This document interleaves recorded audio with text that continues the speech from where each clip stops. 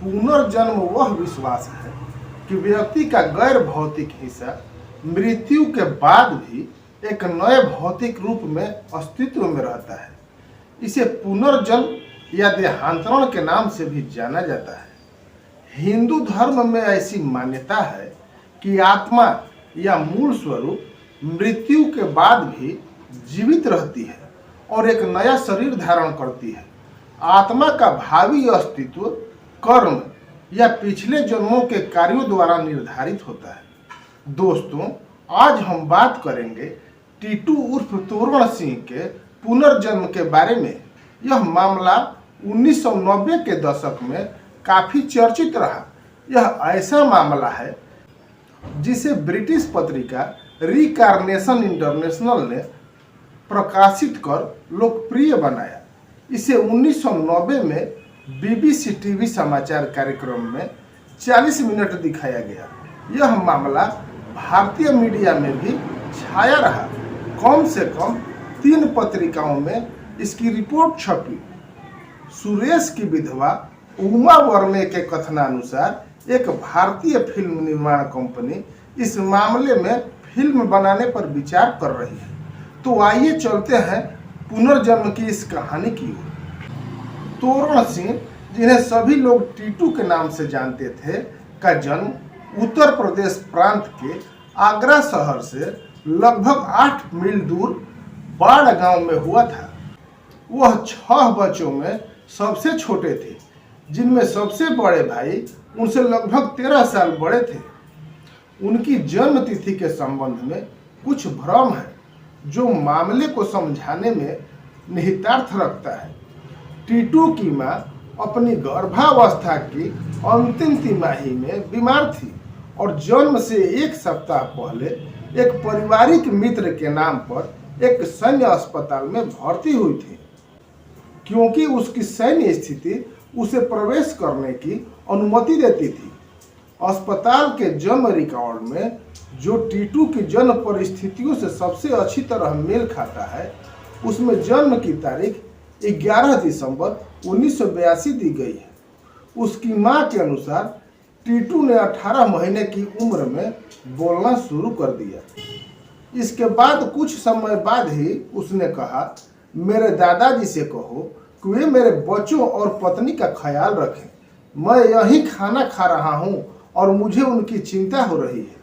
उसकी मां ने जब उससे पूछा तो उसने बताया कि वह आगरा से है और उसे नहीं पता कि वह यहाँ कैसे आ गया। अभी बहुत कम उम्र में ही टीटू ने परिवार की जीवन शैली के बारे में शिकायत करना शुरू कर दिया था। उसे अपनी मां के कपड़ों में बाहर जाने पर शर्मिंदगी महसूस होती थी।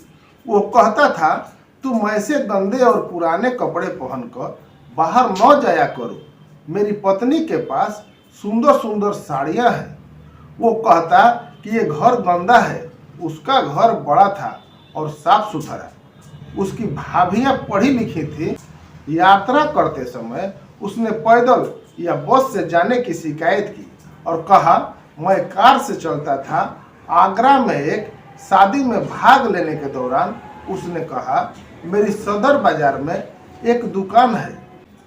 जैसे जैसे वह बड़ा होता गया, वह लगातार हर दिन रोने लगा। उसने कहा कि वह अपने भाई राजा बाबू और अपनी बहन सुशीला से मिलने के लिए घर जाना चाहता है। वह अपने माता पिता को गुलू के माता पिता कहा करता था। गुलू उसकी बड़ी बहन थी। अप्रैल 1987 में एक दिन वह बहुत परेशान हो गया जब उसके पिता उसे छोड़कर आगरा चले गए। अपने बड़े भाई के एक दोस्त से जो उसे दिलासा दे रहा था, उनसे कहा, क्या तुम मुझे वहां ले चलोगे? मेरी ट्रांजिस्टर रेडियो की दुकान है और मैं एक बड़ा तस्कर और गुंडा हूँ। मैं सुरेश रेडियो का मालिक हूँ। इस सुराग पर चलते हुए भाई और उसके दोस्त ने इस नाम की सदर बाजार में एक दुकान ढूंढ ली। उन्होंने दुकान के मालिक की विधवा उमा वर्मे को बताया कि टीटू क्या कह रहा है। इस बात पर सुरेश की विधवा पत्नी उमा वर्मे ने बताया कि दुकान के मालिक सुरेश वर्मे जो एक प्रसिद्ध काला बाजारी तस्कर भी था कि लगभग 30 वर्ष की आयु में 28 अगस्त 1983 को गोली मारकर हत्या कर दी गई थी। दोनों परिवारों की इससे पहले कभी मुलाकात नहीं हुई थी। उमा से टीटू के बारे में जानने के बाद सुरेश के परिवार के कई सदस्य अप्रैल 1987 में मिलने टीटू के घर आए। जब टीटू ने इन लोगों को आते देखा तो वह बहुत उत्साहित हुआ।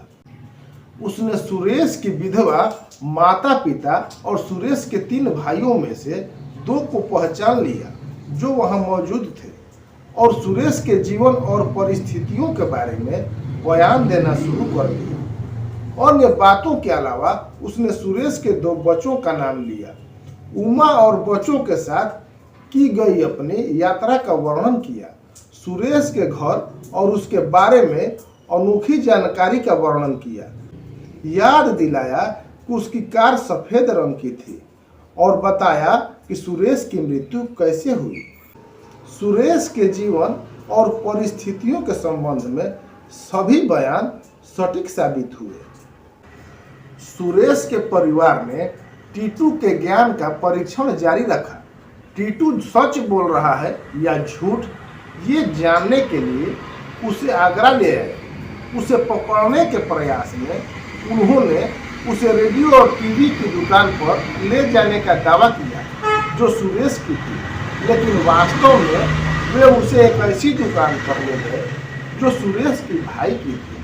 पर ये क्या, टीटू देखते ही पहचान गया कि ये मेरी नहीं, ये तो मेरे भाई की दुकान है। वह अपने पिछले जन्म के परिवारजनों को लेकर अपनी वास्तविक दुकान पर ले गया जहां वह बैठता था। उसकी दुकान का नाम सुरेश रेडियो था। सुरेश रेडियो पर उसने दीवार पर एक तस्वीर को अपनी पहचान के रूप में पहचाना। सभी ढंग से बताया कि नकदी रखने के लिए कई दराजों में से किसका उपयोग किया करता था। प्रबंधक को भी सही ढंग से पहचान लिया। वह एक शोकेस की उपस्थिति से भ्रमित दिखाई दिया जिसे सुरेश की मृत्यु के बाद लगाया गया था। सुरेश के माता पिता के घर ले जाए जाने पर टीटू ने उनसे कहा, मैं उन लोगों के साथ किसी तरह गुजारा कर रहा हूँ। इनके पास टीवी, कार, वीडियो नहीं है। मैं भागकर फिर यहाँ अपने पिछले जन्म के घर आ जाऊंगा। जब उसके पिता उसे घर ले जाने के लिए आगे बढ़े तो टीटू ने अपने पिता की कमीज फाड़ दी और अपने पुनर्जन्म के पिता के साथ घर न जाने पर अड़ गया। किसी तरह से समझाने बुझाने और सुरेश के पिता से मिलने के वादे पर वह शांत हुआ। इस मुलाकात में उसने कई अन्य सटीक बयान और पहचान दी जिसमें सुरेश के बच्चों की पहचान और सुरेश के पूर्व घर की विशेषताएं शामिल थीं। कुल मिलाकर टीटू ने अपने पूर्व परिवार से मिलने से पहले 15 सत्यापित बयान दिए और बाद में 31 जो बिल्कुल सही था। साथ ही उसने 10 लोगों और 4 स्थानों की पहचान की। 1980 के दशक के अंत में एंटोनिया मिल्स ने इयान स्टीवेंसन द्वारा स्पष्ट पुनर्जन्म के मामलों की जांच के लिए अपनी प्रक्रियाओं को शुरू किया ताकि यह देखा जा सके इसमें सच्चाई है या फिर अफवाह है, जो कि TLTU की 1989 की रिपोर्ट में वर्णित है। सुरेश के रिश्तेदारों ने देखा कि टीटू की दाहिनी कनपट्टी पर एक छोटा गोलाकार जन्म चिन्ह था जो गोली लगने के घाव जैसा लग रहा था और उसके सिर के पिछले हिस्से पर भी कई छोटे जन्म चिन्ह थे जो उन्हें लगा कि शायद गोली लगने के घाव के कारण हो सकते हैं। उन्होंने यह भी देखा कि उसके सिर के ऊपर एक जन्म चिन्ह था जो सुरेश के जीवन के जन्म चिन्ह से मेल खाता था। सुरेश वर्मे की पोस्टमार्टम रिपोर्ट की जांच करने पर टीम ने पाया कि प्रवेश घाव टीटू के जन्म चिन्ह के समान ही था। दाहिनी कनपट्टी पर और बाहर निकलने वाला घाव उसके दाहिनी कान के पीछे था। जांच टीम ने टीटू की जांच करने पर पाया कि उसकी खोपड़ी उसके दाहिने कान के पीछे कुछ हद तक बाहर निकली हुई थी, जो उसके पिछले जन्म में गोली लगने के निशान से पूरी तरह मेल खाता था। सुरेश वर्मे के परिवार ने देखा कि सुरेश की तरह टीटू भी सक्रिय, निडर और गुस्सैल स्वभाव का था। सुरेश ने 2 बार खुद को उन हत्यारों से सफलतापूर्वक बचाया था। आखिरी बार वह असफल हो गया और उसकी हत्या हो गई। जांच टीम ने देखा कि टीटू गुस्से में एक लड़के को गन्ने से पीट रहा था। जब जांच टीम ने चूड़ी खरीदने में दिलचस्पी दिखाई तो वह दुकानदार से बोला कि अगर तुम पैसे लोगे तो मैं तुझे गोली मार दूंगा। जब जांच टीम टीटू को सुरेश रेडियो पर ले गई तो टीटू ने ऐसा व्यवहार किया जैसे वह अभी भी मालिक हो और अंदर आते जाते समय स्टूल को जोर से लात मारता था, जो सुरेश की एक आदत थी। सुरेश के पिता के अनुसार टीटू कार का टेप बजा लेता था और सुरेश के भाई के साथ जाकर कार को थोड़ा बहुत चला भी लेता था, जबकि पहले से वो कभी कार में नहीं बैठा था। 31 दिसंबर 1988 को इंडिया टुडे में प्रकाशित एक लेख में उमा के हवाले से कहा गया, मुझे पता है कि यह सुरेश है, लेकिन मुझे लगता है कि इससे कोई उद्देश्य पूरा नहीं हो सकता। हम फिर से वही रिश्ता नहीं रख सकते। मैटलॉक ने मामले की जांच की और पाया कि टीटू ने सुरेश की तुलना में अधिक शांतिपूर्ण रास्ता चुना। योग और प्राकृतिक चिकित्सा में मास्टर डिग्री हासिल की। 2012 से वह उत्तर प्रदेश के वाराणसी में बनारस हिंदू विश्वविद्यालय में सहायक प्रोफेसर के रूप में काम कर रहे हैं। वे अपने पुनर्जन्म के परिवार के साथ ही रहते हैं।